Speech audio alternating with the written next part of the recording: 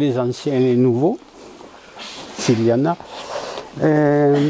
Ici, je vous ai mis l'annuaire statistique du département des Hautes-Pyrénées, qui date de 1807, et l'auteur c'est Laboulinière, Pierre Laboulinière, qui était secrétaire général de la préfecture. Alors si vous voulez, pour parcourir l'histoire de notre région, il y a 3 ouvrages essentiels, dont celui-ci. On reviendra sur le 3e, qui est Abadie de Saran-Colin, mais celui-ci nous montre un peu l'état du département, donc à la fin du XVIIIe siècle, au début du XIXe. Donc 1807, vous voyez, annuaire statistique du département des Hautes-Pyrénées. Comme son nom ne l'indique pas, d'ailleurs, ce n'est pas simplement des statistiques. Des statistiques, il y en a quelques-unes, hein, mais on n'est pas encore à l'ère statistique, vous voyez, ça viendra plus tard. Bien qu'il y ait quelques tableaux, à la fin notamment, tableaux de population et autres. Hein. Mais il décrit un peu les habitudes de vie, les cultures, enfin pas mal de choses. Hein.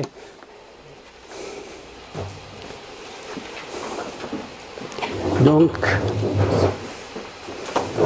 ici vous avez un extrait de la carte de Cassini, qui est une carte qui date de 1770, parce qu'on entre dans l'ère de la cartographie aussi. Hein. On entre dans l'ère des statistiques, tout doucement, mais on entre dans l'ère de la cartographie également. Hein. Alors ça, c'est un extrait qui concerne Tarbes, je vais vous le passer tout à l'heure. Hein. Et alors, j'avais mis la carte en couleur, comme vous le voyez là, parce qu'elles sont difficiles à lire quand même, ces cartes. Je vous montrerai l'original là, enfin, qu'on peut se procurer à l'Institut géographique national. Vous voyez, donc si ça vous intéresse, mais je vous montrerai l'original, il faut regarder d'abord. Donc ça c'est plus lisible parce que c'est en couleur. Et alors c'est en couleur parce qu'aux archives départementales, on a une carte qui a été coloriée comme ça par un libraire. Donc cette carte existe. Alors les couleurs ne sont pas les mêmes, évidemment, elles sont beaucoup plus passées sur un original du XVIIIe siècle. Bon, en tous les cas, on va reprendre donc, ce qu'on avait à peine esquissé l'an dernier. Hein. Donc, croissance et vitalité tarbaise au XVIIIe siècle. Vous rappelez que le XVIIe siècle a été un siècle particulièrement calamiteux, puisque on y trouve par exemple l'épidémie de peste de 1654, ou bien le tremblement de terre de 1660 qui a fait beaucoup de dégâts, peut-être pas trop à Tarbes, mais un peu quand même. Hein. Et rappelez-vous les multiples déboires de la municipalité tarbaise et des Tarbais avec le logement des gens de guerre. Problème insoluble à l'époque. Hein. Donc, ce XVIIe siècle a été particulièrement calamiteux et le XVIIIe se trouve être un siècle de prospérité, d'abondance, si vous voulez, d'augmentation de la population. C'est pour ça qu'on parle de décollage. Hein. Et puis, vous voyez le reste, aménagement urbain. Ça sous-entend quand même qu'il y a suffisamment d'argent pour construire un pont en pierre, par exemple, sur l'Adour, malgré les difficultés financières. Hein. Ah? Non, bon. Où en étais-je? Oui. Et puis, vous voyez, développement des services, évolution des fonctions urbaines. Donc, Tarbes devient une ville, alors qu'elle était jusque-là un village. Un gros village au niveau du département ou du comté, si vous voulez, mais un semblant de ville, si vous voulez, au début du XIXe siècle. Bon, alors, la démographie a été étudiée par Anne Zenck, dont je vous avais montré la thèse l'an dernier. C'était Azerex. Hein. Et alors, à Azerex, au XVIIe siècle, du moins à la fin du XVIIe siècle, vous voyez que les parties rouges indiquent les périodes de surmortalité quand la mortalité dépasse la natalité. Et vous voyez qu'il y a des crises particulièrement importantes, 1669, 1693, mais que partout ailleurs, une année sur 2, sur 3, quelquefois davantage, vous avez donc des périodes difficiles. Donc le rouge, sans dominer complètement, il est quand même très important. Et même là, vous avez le début du XVIIIe siècle, et au début du XVIIIe siècle, ça a l'air de se stabiliser un peu. C'est-à-dire que surtout, les intervalles entre les crises sont un peu plus longs. Vous voyez, il ne faut pas chercher plus. Hein. Alors voilà le XVIIIe siècle, hein, et le XVIIIe siècle, les crises ne sont pas exclues. Vous voyez les pics de rouge là, et ils sont nombreux, mais il y a des périodes quand même entre les crises, vous voyez, il y a des périodes où la population a le temps de se reconstituer. Sauf quand même qu'en arrivant à la fin du XVIIIe siècle, un peu avant la Révolution, eh bien, les choses deviennent beaucoup plus difficiles. Voilà, alors c'est ça qui caractérise le XVIIIe siècle. Tout va mieux, mais à la fin du siècle, on a des crises plus nombreuses et vraiment des problèmes qui expliquent en partie la Révolution, bien sûr. Hein. Donc, je vous l'avais montré un petit peu l'an dernier. Voilà un exemple de crise démographique que j'avais étudié sur Lourdes, là, et vous voyez que les décès ne sont pas très nombreux au départ, et là, ils montent tout d'un coup, ils doublent. Donc on a une crise vraiment, hein, et ne vous étonnez pas, en cas de crise, évidemment, ça paraît logique, hein, les mariages sont beaucoup moins importants. Ce qui fait qu'après la crise, 2, 3 ans, 4 ans après, vous avez des mariages beaucoup plus nombreux, ceux qu'on a retardés pendant la crise.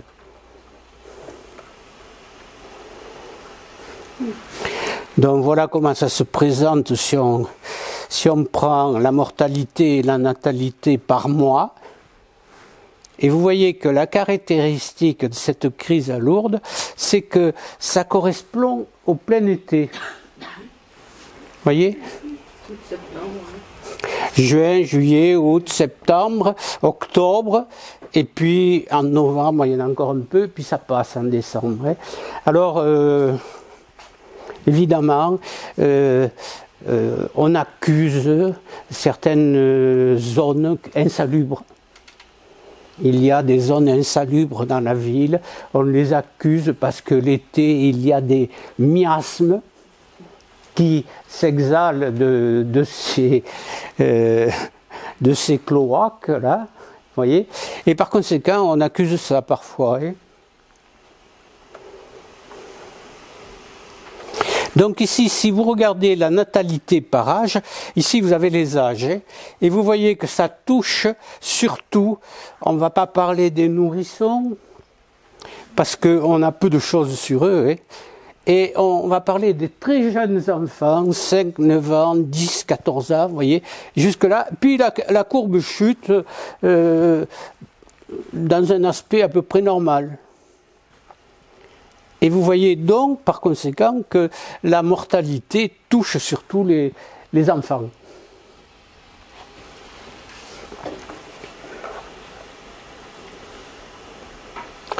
Alors si on met ça en relation avec le prix des céréales au grand marché de Tarbes, on a donc ce qu'on appelle les mercuriales, on les appelle parfois aussi les fourlots, et ces mercuriales, c'est tout simplement les statistiques des prix moyens au marché, au grand marché. Vous avez une place là, madame. Donc, les mercuriales qu'on appelle aussi parfois des fourlots, je vous l'ai dit, hein. Et vous voyez ici que 1773, qui correspond à notre crise, eh bien, vous avez donc le prix du froment qui atteint des sommets, vous voyez, de même que le seigle, de même que le qu'est-ce que c'est, le millet aussi, vous avez des pointes là, vous voyez, dans ce secteur là, et on est à la période qu'on appelle la soudure, c'est-à-dire la soudure, on a épuisé les provisions de l'année dernière et on arrive au moment de la récolte, et si la récolte n'y est pas, eh bien c'est la disette, c'est la famine, hein, et il ne reste plus parfois, comme disaient les curés à une époque, là, à la fin du XVIIIe siècle, que s'en aller par les chemins. Vous voyez, c'est-à-dire partir parce qu'il n'y a rien à manger. Alors essayez de trouver une pitance quelque part ailleurs. Et ça, c'est pas facile, hein. Bon, voilà. Pour ça. Alors, qu'est-ce qui va expliquer? La population augmente quand même. Hein. La population augmente à tel point qu'au début du 19e siècle, on arrive à peu près à 8000 habitants à Tarbes. Enfin, on va le revoir en détail. Mais qu'est-ce qu'il explique? Alors ici, vous avez donc ces illustrations dont je vous ai parlé l'an dernier un petit peu, c'est-à-dire les terriers illustrés d'Esparros et de Sadournin. Donc Esparros, vous voyez où c'est la moyenne montagne, si vous voulez. Et puis Sadournin, c'est la région de Trie. Alors, c'est le même secrétaire qui rédigeait les deux cahiers et qui s'est évertué à les illustrer. Ce qui est rare, rarissime même, hein, puisque il y a des illustrations au Moyen-Âge assez fréquentes dans ce genre de terrier, c'est-à-dire de cadastre, mais au XVIIIe siècle, il y en a très peu. Ou alors, en Provence, par exemple, on a des têtes. C'est-à-dire qu'à côté du nom du propriétaire, il s'amusait à dessiner sa tête. Voilà. Ici, on a un peu le livre terrier de Galland, qui est dans la même veine, si vous voulez, d'illustration partielle, comme ça. Alors, à Esparros ou à Sadournin, au contraire, il nous représente les scènes de la vie courante. Et ici, donc, le fauchage. Alors, le progrès sur cette photo tient au fait qu'il utilise la faux, d'ailleurs. C'est pas toujours évident encore, hein, parce que la montagne est toujours en retard hein, pour les pratiques agricoles nouvelles. Hein. Enfin, la plupart du temps, du moins, à l'époque. Hein.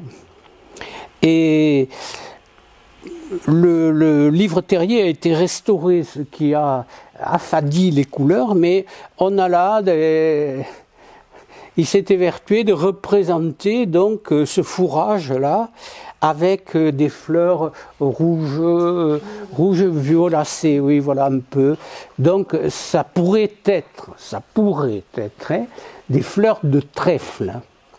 Ce qui signifie que le progrès, en l'occurrence, c'est l'utilisation donc de plantes fourragères comme le trèfle, qui, vous le savez, avec ce genre de plantes, a la capacité d'enrichir le sol grâce aux nodosités qu'il y a dans les racines, hein, et il enrichit le sol en azote.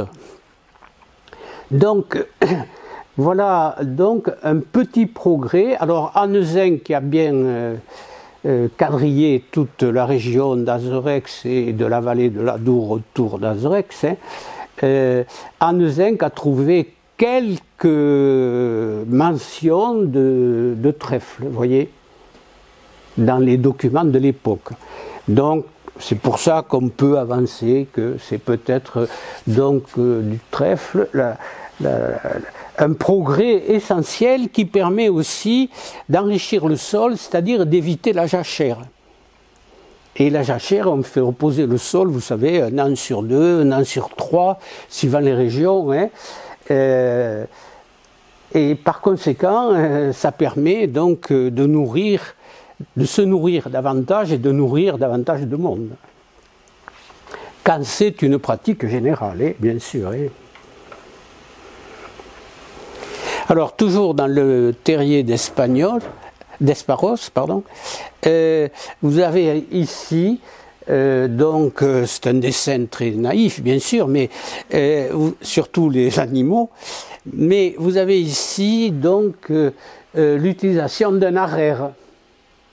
On avait dit déjà que depuis la fin du Moyen-Âge, on arrivait parfois à utiliser dans certaines régions, hein, les plus riches, celles au sol profond, au sol difficile à retourner, on utilisait des charrues à roues en métal, avec un versoir.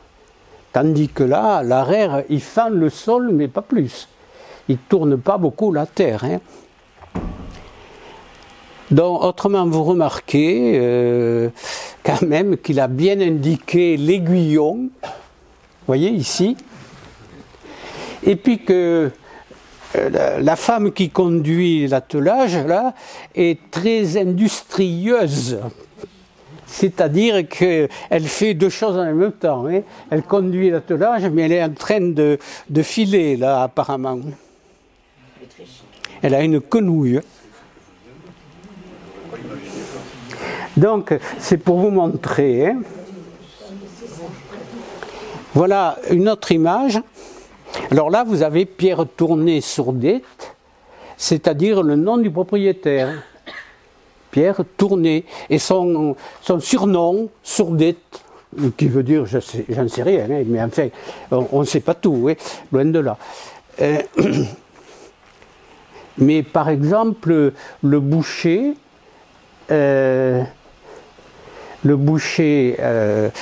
sur le terrier de Sadournin, là, il a comme surnom Massicot. Vous voyez ? Par exemple. Donc là, vous avez simplement le détail de ce qu'il possède. Il possède une maison, un parc, un jardin, un pré et un hautain. Hautain, hein, H-A-U-T-I-N, on va le voir avec Dussault ensuite. C'est quoi? C'est ça que je vous dis. Il faut le dire. Bon. Alors, c'est simplement des vignes hautes qui poussent accrochées à des arbres. Enfin, ça désigne surtout des vignes hautes. Mais on le verra, il y a la description dans Dussault que je vous ai préparé tout à l'heure. Donc, lui, là, Pierre Tourné Sourdette, il est représenté en train de scier les blés. On disait scier. Et vous voyez pourquoi? Il se sert de la faucille. Alors, quel est l'intérêt de la faucille? Pourquoi ne pas utiliser la faux, comme on le fera plus tard? Eh bien, parce que vous avez, avec la faux, une perte considérable de grain s'il est mûr. Or, on coupe le grain quand il est mûr. Vous voyez, à la faucille, on prend beaucoup plus de précautions. On tient la poignée de paille dans la main et on coupe, on scie. Donc, vous voyez qu'en montagne, en tous les cas, là c'est la moyenne montagne, hein, on n'a pas beaucoup progressé. Alors, d'où vient le progrès essentiel pour nourrir la population? Eh bien, c'est ça. C'est Le maïs, plante miracle.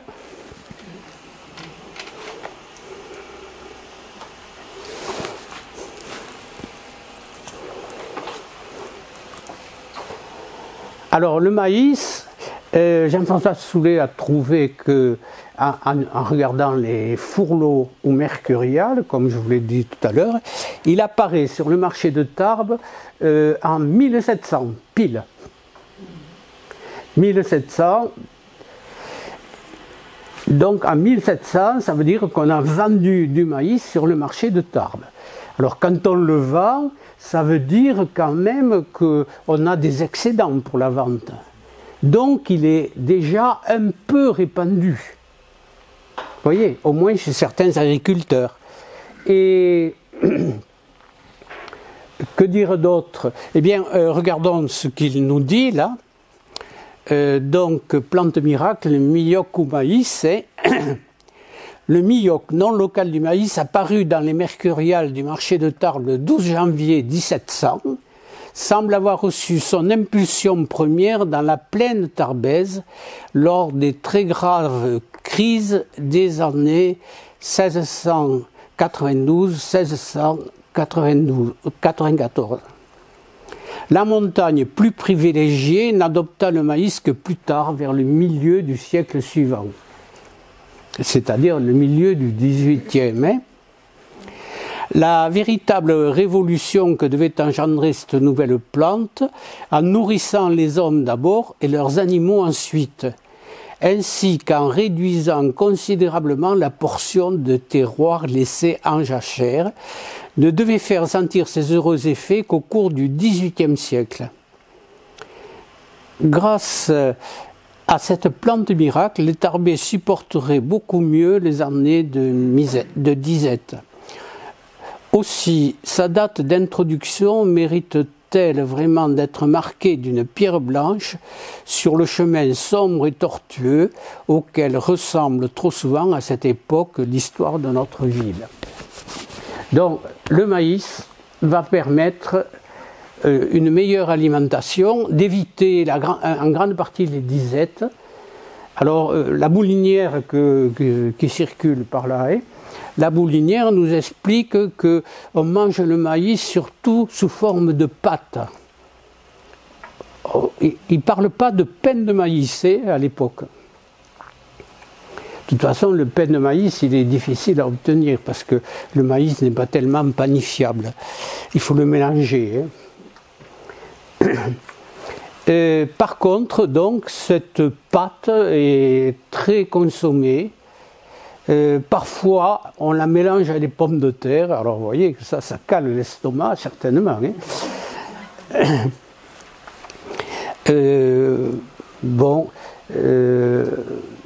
Alors, en quoi le maïs est-il important?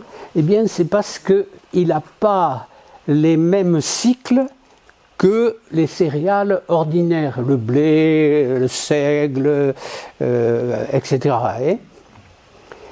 Et il n'a pas les mêmes façons culturelles et surtout il n'a pas le même rythme.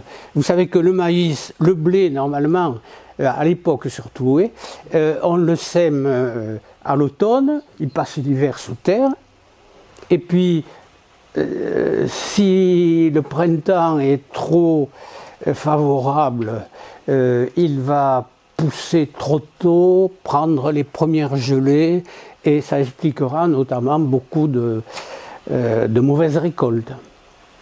Le maïs, c'est pas du tout ça. On le sème au printemps. Alors on fait un trou, on y met le grain et on rebouche avec le pied. Vous voyez, c'est pas du tout le semoir le semoir manuel. Donc semer le blé à la volée, comme le faisaient les paysans de l'époque. Donc là, c'est une plante un peu différente quand même, de ce point de vue-là. Bon, en tous les cas, le maïs, on le sème au printemps et on le récolte à l'automne. voyez, on le récolte facilement en novembre, à cette époque-là, hein, parce que maintenant, il est ramassé déjà, hein, enfin la plupart.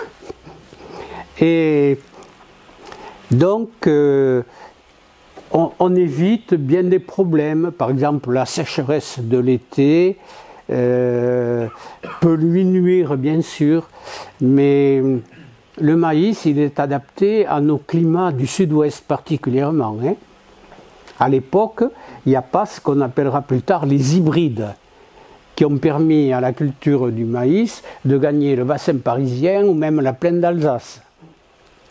Donc, pour l'instant, le maïs est confiné à peu près aux limites du bassin d'Aquitaine, quoi. Il nécessite de l'eau et de la chaleur. Et ensuite, donc, on le récolte épi par épi au mois de novembre. À cette époque-là, hein, c'est facilement novembre. Par conséquent, il n'a pas les mêmes inconvénients que le blé et les autres céréales secondaires. C'est-à-dire qu'il n'est pas sujet donc, je vous ai dit, aux gelées tardives, par exemple. Hein. Et par conséquent, même quand la récolte de maïs est mauvaise, la récolte de blé peut être bonne ou inversement. Vous voyez, c'est pour ça que c'est un peu la plante miracle.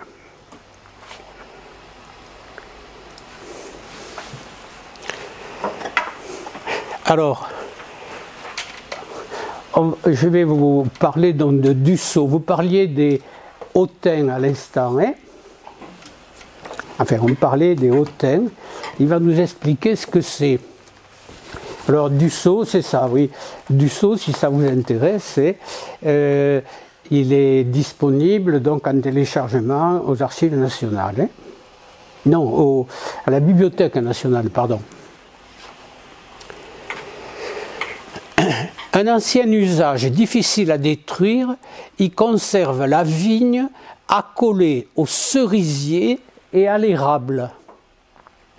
Quand les cèpes ont atteint la tête de l'arbre, on en recourbe les branches sur des conducteurs dirigés d'un arbre à l'autre pour former des guirlandes. Voilà. C'est une façon un peu poétique de voir les choses. Nourris dans des terres argileuses et humides, ces vignobles donnent avec profusion un vin détestable. Il n'a pas aimé. Hein. Le même champ rapporte du froment, parce qu'on est obligé d'espacer les arbres. Hein. Donc, entre les rangées d'arbres et de vignes, on fait de la culture. Le même champ rapporte du froment, du lin et des légumes. Cette étonnante fertilité tournerait au profit du cultivateur si les travaux de la culture n'absorbaient plus d'un tiers du produit. Donc il trouve que le produit a des frais trop importants. Parmi les productions les plus abondantes de la plaine de Bigorre, on doit compter le maïs. Mais regardez la date, hein, 1789. Hein. Donc on est à la fin du siècle. On croit avec raison qu'on peut obtenir du maïs indépendamment des usages connus, et le reste c'est sur la page suivante.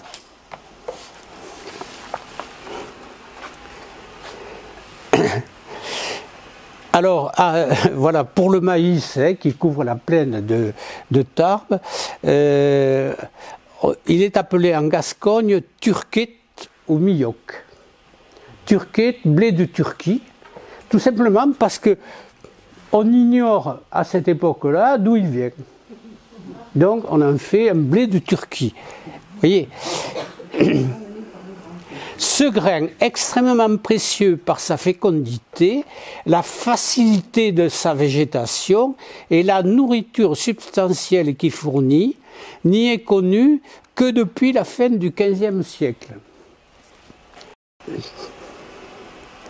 Donc, Marca, qui est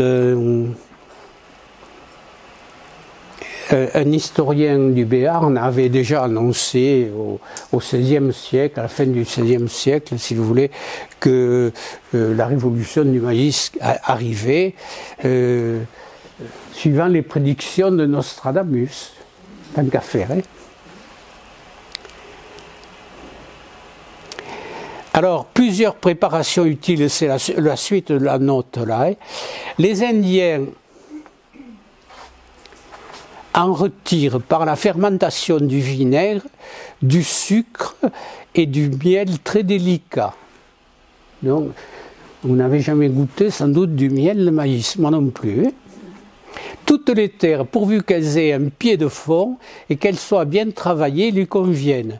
Mais il les amaigrit si l'on néglige de laisser des jachères, ou plutôt dans un pays où la culture est bornée, c'est-à-dire limitée, d'employer des engrais considérables. On le sème après les gelées, de manière que la plante soit assez espacée pour permettre différents sarclages. Comme pour les pommes de terre, si vous avez déjà vu cultiver des pommes de terre, ce qui devient très rare, peut-être même qu'il n'y en a plus, je ne sais pas. Donc, avec la houe serre, on est obligé de sarcler les pieds de maïs hein, pour dégager le pied des mauvaises herbes, entre autres. Hein. Ces travaux ressemblent à ceux qu'on donne à la vigne et demandent d'être répétés jusqu'à 3 fois. Quand le maïs est à son point de maturité vers la fin d'octobre, les plaines de Bigorre et de Béarn présentent le coup d'œil de celles d'Amérique lorsqu'elles sont couvertes de canne à sucre. Voilà, Dussault, voyage aux Pyrénées françaises, Françoise. Vous les appelez les Indiens, c'est pour ça? Oui, et là il parle des Indiens, oui. Mais il disait là en haut hein, que c'est appelé turquet, c'est-à-dire blé de Turquie. Hein. Gros millet parfois, je crois aussi. Donc, voilà, le maïs, plante miracle. Alors, il nous est venu, probablement, par l'intermédiaire de l'évêque de l'époque, qui était issu d'une famille des Landes, de la Chalosse. Hein. Et il semble que dans les Landes, le maïs était connu avant nous.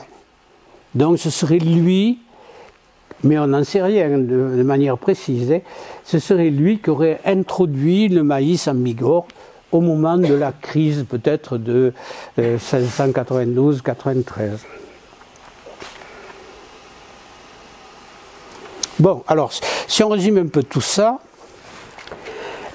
le décollage, c'est d'abord la croissance démographique. Hein.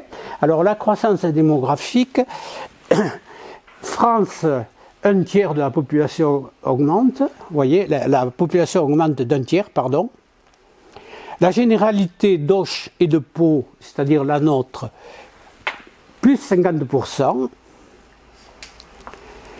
Et Expilly, qui est ce curé qui a relevé une grande quantité de baptêmes dans toutes les régions de France, là, et il estime cette augmentation de la population à entre un quart et un cinquième, mais simplement jusqu'en 1764. En tous les cas, si on regarde le nombre de baptêmes, l'augmentation, ça on peut le regarder parce qu'on a conservé donc les registres paroissiaux, c'est comme ça qu'on dit, registre des baptêmes, des mariages et des décès. Donc en montagne il y a baisse, vous voyez, 15% à Luce, 6% à Campan, et forte augmentation dans la vallée de la Dour, et vous voyez, on frise les 50% à Tarbes et autour de Tarbes, 35% à Vic. Alors, on a affaire à un premier exode rural. On va le voir tout à l'heure avec l'immigration. Alors, le premier dénombrement à Tarbes qu'on ait conservé. Hein. Il y en a eu d'autres.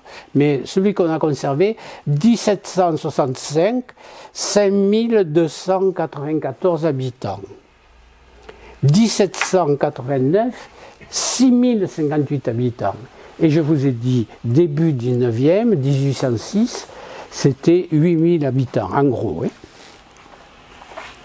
Le nombre de communiants en 1783, c'est dans une enquête qu'a lancé l'évêque de Tarbes. Là. Donc le nombre de communiants, 4200, qui comptabilisent normalement à peu près tous les habitants qui ont plus de 14 ans. Hein. Bon, c'est les chiffres qu'on a, je vous les donne parce que ce sont des chiffres qu'on a. Ceux-là, ils sont à peu près sûrs. Et à Tarbes, donc, le nombre de baptêmes a triplé si on compte l'ensemble du siècle. Hein.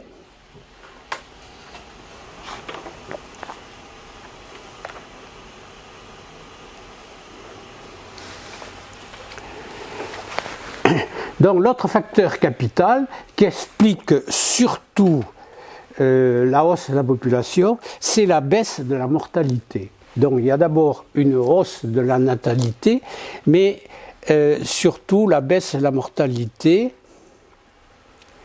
Donc, comme on l'a vu sur le graphique d'Annezinck tout à l'heure, il y a encore des crises de surmortalité, vous voyez, mais les périodes de répit sont plus longues, comme je vous l'ai montré tout à l'heure, qu'au XVIIe siècle, surtout dans la deuxième moitié du siècle, avant les années 1780, bien sûr. Hein. Donc, grâce au maïs, meilleure alimentation, grâce au maïs, voilà, ça on l'a dit. La disette a presque disparu. Ici ajoute évidemment les haricots, qui a la particularité d'être une plante riche en matières grasses végétales. Ça n'empêche pas les chertés, hein, c'est-à-dire les augmentations de prix des aliments de première nécessité. Donc on a des mauvaises récoltes. On a aussi beaucoup d'épizooties, et très importantes, c'est-à-dire d'épidémies qui touchent le bétail. Donc grêle, inondation, il y a aussi les chertés provoquées par la spéculation de quelques commerçants peu scrupuleux qui entassent les récoltes et puis ne les vendent qu'en période de cherté, justement pour faire le meilleur bénéfice. Autre chose qui a son importance aussi, on a parlé évidemment depuis longtemps de construire une caserne pour héberger les militaires, mais ça ne s'est pas fait encore. Il y a quand même une réorganisation du séjour des militaires, c'est-à-dire qu'on sait qui recevra les militaires, que ça ne tombe pas toujours sur les pauvres, les plus pauvres, ou les moins riches en tous les cas.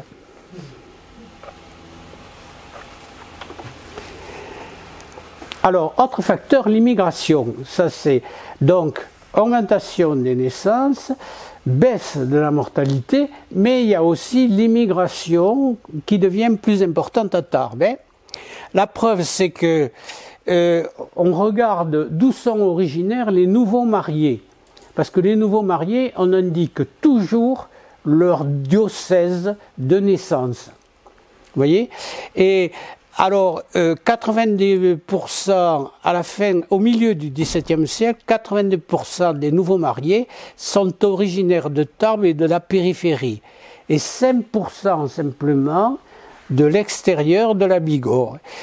Donc en 1766-68, c'est passé à 20% environ. Ils sont issus des diocèses voisins, Auch, Comminges, Saint-Bertrand de Comminges, donc l'Escar. Vous voyez, les diocèses voisins. Hein. Et curieusement, la montagne est très peu représentée dans les immigrants qui viennent à Tarbes. Et donc en 1806, Tarbes atteint 8000 habitants.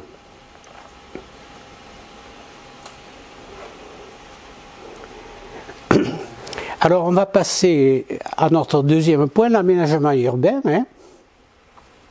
Pardon, ça oui. me surprend l'immigration issue de l'Escar, par exemple, qui est le plein riche aussi. Oui, mais ça touche quelques personnes. Diocèse, hein. Diocèse, ça veut dire que les communes comme Gers, les communes limitrophes quand même du diocèse de l'Escar sont concernées. Hein. Ça ne touche pas forcément la plaine du Gave de Pau. Hein. Donc, triple action pour l'aménagement urbain qui va, je vous ai dit, Tarbes va prendre les allures d'une petite ville un peu. Alors que jusque-là, ce n'était qu'un gros village. Alors, c'est l'action des intendants. Alors, c'est d'abord l'intendance de Montauban, puis ça change. C'est devenu l'intendance de Pau, puis c'est devenu l'intendance d'Auch. Car on ne peut rien faire sans l'approbation de l'intendant. Hein. Les consuls, donc les représentants les conseillers municipaux actuels, je veux dire, hein, donc les consuls étaient soumis à l'approbation donc des intendants. Et il y en a un particulier dont on se rappelle le nom. Vous avez donc les allées d'Étigny à Luchon, et cet intendant, il n'est pas resté trop longtemps, une quinzaine d'années, hein, mais il a beaucoup favorisé donc la transformation de Tarbes, la construction des routes aussi. Et donc après le premier tiers du siècle, les délibérations municipales foisonnent de projets qui sont moins freinés qu'au XVIIe siècle par le manque de financement. Hein. Ça ne veut pas dire qu'on roule sur l'or, hein, mais peut-être moins. La crise est moins grave qu'au XVIIe siècle. Et puis c'est l'époque où les riches particuliers font construire de nouveaux hôtels. Donc c'est l'époque où les nobles d'épée, qui sont des nobles anciens, quand ils ont une fortune, ce qui n'est pas toujours le cas, malheureusement pour eux, les nobles, s'ils sont très riches, et en dehors de leur château d'origine, hein, ils font construire un hôtel particulier à Tarbes. Mais la plupart du temps, ce sont des bourgeois, de riches bourgeois. Donc voilà la carte de Cassini que je vous ai montrée là. Et ce qui frappe quand vous regardez cette carte, même de loin, hein, les traits jaunes représentent les routes. Et vous voyez qu'on a toutes les routes principales qui sont dessinées sur cette carte. Et que Tarbes est un véritable centre de communication, vu comme ça. Hein. Et ça ne changera pas avec le chemin de fer. Hein. Ça ne changera pas non plus tellement avec l'autoroute, puisque l'autoroute passe à proximité. Une remarque quand même, hein. Les routes sont dessinées, ça ne veut pas dire du tout qu'elles sont achevées. Parce qu'on sait, d'après les dates qu'il y a sur les plans routiers, on sait à quelle date il y a eu une levée de plans, un travail d'ingénieur, donc, important, hein, et la levée des différents terrains là, pour arriver à construire la route. Mais après, le système de l'époque, c'est le système des corvées. Donc la plupart du temps, pour construire les routes, eh bien, on sollicite les corvées des villages, alors assez loin parfois. Hein. On demande à des gens aussi bien de la montagne de venir faire des jours de corvée sur la route qui va de Tarbes à Lourdes, par exemple. Vous voyez? Donc c'est ça que ça veut dire aussi. Alors si on regarde de plus près Tarbes,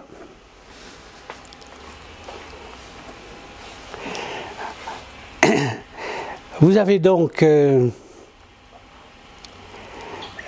l'aspect de la ville avec, par exemple, vous voyez ici que entre la Loubère et Tarbes, il y a un quartier, vous voyez, maison isolée ou peut-être regroupement de quelques maisons, hein, qui s'appelle l'Ormeau. Vous voyez? Ici, à Tarbes même, vous avez un moulin martinet. Pardon, c'est sur les Chesses, hein. C'est en dehors de Tarbes, ici. Le moulin martinet de Tarbes, il est là. Et là, il y a ce qu'on appelle un foulon, un moulin à battre les draps. Donc, la carte a une certaine richesse. Alors ici, vous avez les zones non cultivées. Vous voyez, ici, en bordure de l'Échesse, là, ou d'un affluent de l'Échesse, du moins. La Loubère succursale, ça veut dire que ce n'est pas une paroisse. Elle est desservie par un curé qui vit dans un autre village. Ça s'appelle une succursale. Pour les églises, hein. Qu'est-ce que je peux vous montrer comme ça? Ah ben parce que la Dour, c'est ça aussi qui est important. La Dour, c'est pas un fleuve unique, c'est tout ça. Vous voyez, tout ça qui part comme ça. C'est pas un lit qui est calibré, parce que quand il est calibré comme maintenant, combien de tonnes de gravier et de cailloux on a enlevé, et donc pour arriver à creuser ce lit qu'on voit maintenant. Hein. Mais à l'époque, il y avait beaucoup d'îles. Quand on regarde le plan de 1749, on le verra.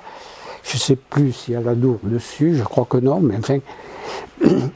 Il y avait donc beaucoup d'îlots, beaucoup d'étendues de galets, par exemple. Hein. Et puis à chaque crue, c'est le problème, hein, à chaque crue, vous avez de nouveaux cheminements de l'eau qui se créent. D'ailleurs, on va le voir avec le pont de la Dour. Hein. Si, il y a les canaux aussi. Hein. Il y a les canaux aussi. Hein. Vous voyez qu'au niveau de la Loubère, ou à peu près, vous avez les canaux de Tarbes qui partent. Hein. Oui, bien sûr. Hein. Et donc, ce qui est toujours intéressant, c'est qu'on a les moulins qui sont indiqués. Vous voyez ?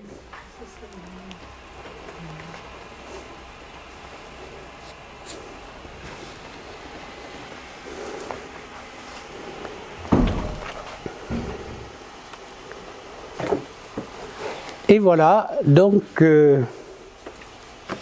notre pont qui va être construit sur la Dour, pont en pierre. Il est beau, n'est-ce pas?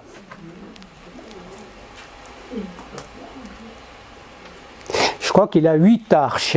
Là, on en compte 7, mais enfin, il y en a une 8e quelque part, qui n'est pas dessinée. Hein. Et alors, vous voyez, le lit de la Dour lui-même, c'est plusieurs chenaux. Vous voyez, un ici, un là, un là. Il y a au moins 3 chenaux. Et donc, il faut faire un pont très large. Parce qu'à l'époque des crues, ça débite de partout, là. Alors, jusque-là, on se contentait depuis le Moyen-Âge d'un pont en bois, le pont Taulat. Ça veut dire en planche. Et très tôt, on a voulu construire un pont en pierre, mais on n'avait pas les moyens. Hein. Alors,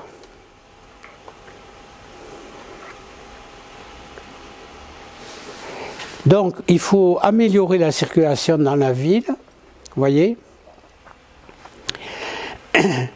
Et le pont en bois, il est emporté quelquefois. Il nécessite chaque année des réparations parce que chaque année, il y a des crues, plus ou moins violentes, mais enfin, il y a des crues. Hein, à l'époque de la fonte des neiges, notamment. Hein. Et puis, vous voyez que le projet est vieux, mais depuis 1723, il a été accepté par les États de Bigorre. Seulement, le temps de se retourner, de penser au financement, notamment parce que ça coûte très cher quand même, hein, pour le budget de la ville. La construction ne commence qu'à fin 1734.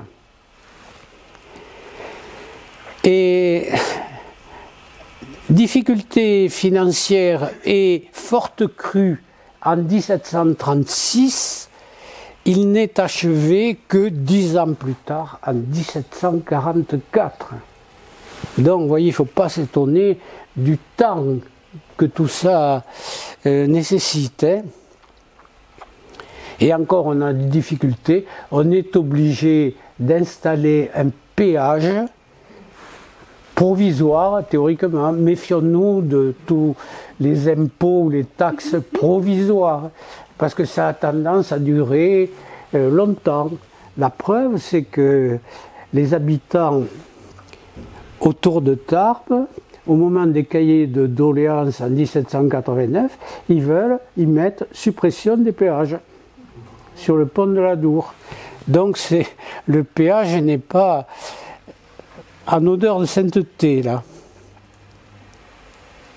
Alors lisez ça. C'est un pont si bien assuré que jamais les hommes, 20 générations après nous, n'en verront ébranler la moindre pierre des arceaux ni des fondements. Il faut jamais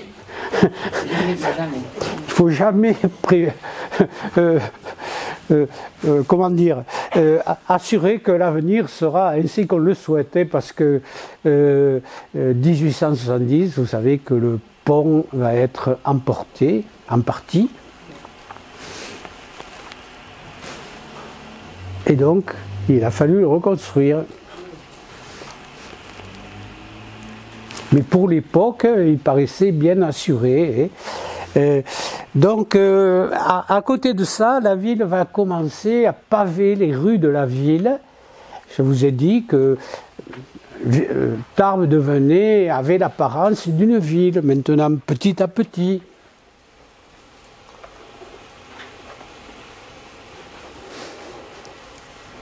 Et puis, nous avons des quartiers où il y a de nouvelles constructions, il y a de nouveaux habitants, donc il faut qu'il y ait de nouvelles constructions.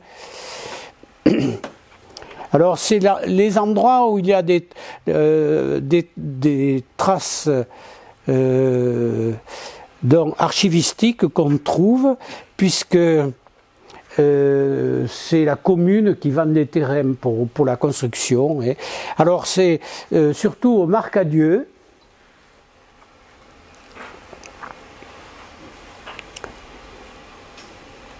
Alors, pavement de la partie nord, il y a la chaussée dans l'alignement du pont qui est pavé, voyez, et tout autour de la chaussée d'aménagement de terrain à bâtir, donc, hein, et ensuite terrain à bâtir dans la partie sud. Alors, au Maubourguet aussi, le Maubourguet, vous savez, la place qu'on a abandonnée aux ronces, aux broussailles, enfin, la place qu'on a abandonnée sans jamais reconstruire, le Maubourguet, bien sûr. Hein. Donc, il y a aussi des concessions pour les maisons qui sont en bordure. des concessions en bordure du Maubourguet. Alors, l'augmentation du nombre de propriétaires est de 1/3 environ entre 1699 et 1782. Et alors, des quartiers qui progressent, qu'on avait déjà trouvés, c'est par exemple le quartier de Martiac ou le quartier de Mateloux. Quartier de Martiac ou Saint-Martin, et quartier de Mateloux, c'est de l'autre côté, à l'ouest de la ville. Martiac, c'est donc aux environs de la route de Pau, mais côté nord. Et Mateloux, c'est à l'opposé, côté ouest, sud-ouest. Excusez-moi. Oui. Quelle est l'étymologie de Maubourguet? Oui, est-ce que c'est ce qu'on pense ou est-ce qu'il y a un sens particulier? Le Maubourguet, là, ça veut dire normalement le mauvais petit bourg. Hein. Alors on y trouvait, sur le premier cadastre qu'on a, on y trouvait par exemple des boucheries. Et il semble qu'à l'époque, même si c'était interdit, hein, on balançait les carcasses ou les déchets dans les fossés de la ville. Tant qu'il y avait de l'eau courante, ça allait, mais il y a des fois où il n'y a pas d'eau courante. Alors ça peut venir de là. Maintenant, à propos de Maubourguet, la ville, il y a une autre étymologie possible que je n'ai pas retenue, mais enfin, ce n'est plus celle-là. Voilà, possible. Hein. Par contre, le Maubourguet initial n'était pas un Maubourguet actuel. C'était un bourg qui a disparu, aussi un village qui a disparu, un peu comme... si vous voulez, notre Maubourguet à Tarbes, hein, il a été délaissé, on ne sait pas, on n'a pas de documents, mais on ne sait pas à quelle époque. Mais il a été délaissé et il y a un endroit qui s'appelle, qui correspond au Maubourguet de Maubourguet. Vous voyez? Donc il a pu être abandonné comme notre Maubourguet à nous. Mais tout ça... Vous avez un dictionnaire des communes et des Hautes-Pyrénées où vous avez l'étymologie des... J'essaierai de l'amener la prochaine fois si j'y pense. Hein. On regardera ce qu'ils mettent. Ah oui, pardon. On en est au plan de Tarbes, donc, hein, que vous voyez là. Donc, vous voyez le quartier de Mateloux, ici. Et le quartier au nord de la route de Pau, donc vous avez le quartier donc, de Martiac qui est moins évident quand même là, sur cette carte. Cette carte, c'est un plan routier de 1749. Alors malheureusement, contrairement à ce que je vous ai dit, on ne voit pas la Dour, sinon une petite partie, vous voyez là. Et vous avez plusieurs chenaux au niveau de Tarbes quand même, regardez, il y en a 4 là, en bordure.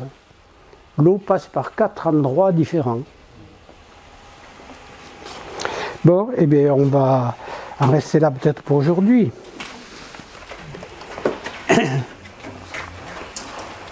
Donc vous reconnaissez quand même la cathédrale ici, vous voyez. Les édifices religieux sont marqués en rouge là. Ici vous avez par exemple le couvent des Capucins, enfin on verra ça la prochaine fois. Les grands carrés, c'est les casernes? Ah non, c'est des ensembles d'habitats. Hein. Les grands carrés vides. Là. Oui. Ne sont différenciés que les églises. Vous voyez, ou le château Comtal. Vous voyez, ici vous avez Saint-Jean par exemple. Voilà, ou à la fois chez le Brabant. Voilà. Saint-Jean. Vous avez ici Sainte-Thérèse de l'époque. Hein. Après, ce n'est identifié, les maisons ne sont identifiées qu'à l'extérieur. Hein. La rue Foch, en fait, c'est un canal, là. Oui. Là, c'est un canal. Grand fossé. Un grand fossé. Grand fossé de l'époque. On va le voir d'ailleurs, parce que pour arriver à donner à Tarbes un visage moderne, on va supprimer les défenses de Tarbes, les murs et les fossés, essentiellement, et les portes. On verra ça la prochaine fois. Il y avait de l'eau dans les fossés. Ah oui. Oui, oui, oui. Et ça... Ensuite, il y avait une rigole au 19e siècle, quand on avait bouché les fossés.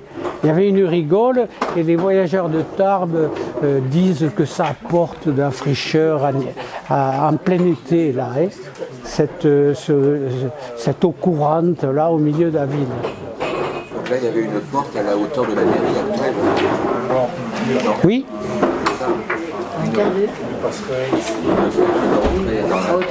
À la hauteur de la mairie actuelle. Oui, oui, oui. C'est-à-dire, c'est la différence entre... Ah non, non. À hauteur de la mairie actuelle. Ici, vous avez une porte. Ça se voit bien, hein. Et si on va sur la droite, la mairie actuelle, elle est par là. C'est pas là, elle n'est pas dessinée. Hein. Elle n'est pas dessinée, mais à la hauteur du fossé, à cet endroit-là, il y a une porte là. Oui, oui, oui, c'est possible. Oui. Quand on le regarde dans le détail, il y a des indications de ce type, oui. On voit même les tours, vous voyez, les tours se voient ici, ici. Oh, c'est pas bien grand, hein. Mais elle n'existe pas. Non, non. Non, non. C'est intéressant.